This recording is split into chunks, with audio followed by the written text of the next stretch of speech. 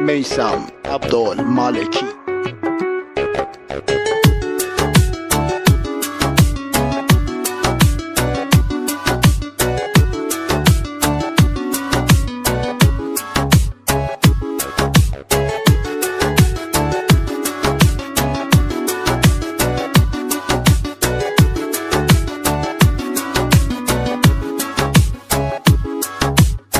چشمای ناز تو، موهای باز تو یادم نمیره، اون مهربونی تو، شیرین زبونی تو یادم نمیره، یادم نمیره، یادم نمیره.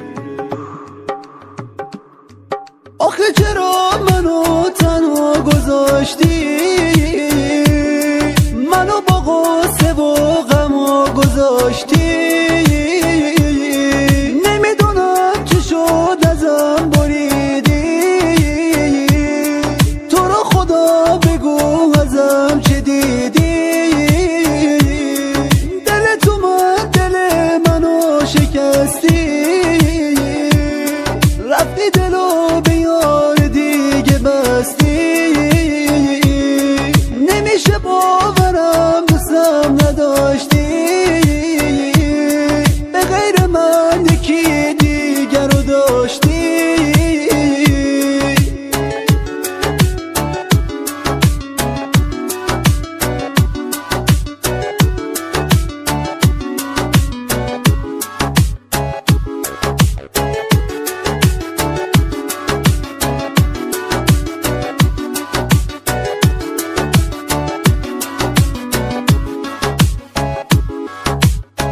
چشمای ناز تو، موهای باز تو یادم نمیره، اون مهربونی تو، شیرین زبونی تو یادم نمیره، یادم نمیره، یادم نمیره. آخه چرا منو تنها گذاشتی، منو با غصه و غم گذاشتی،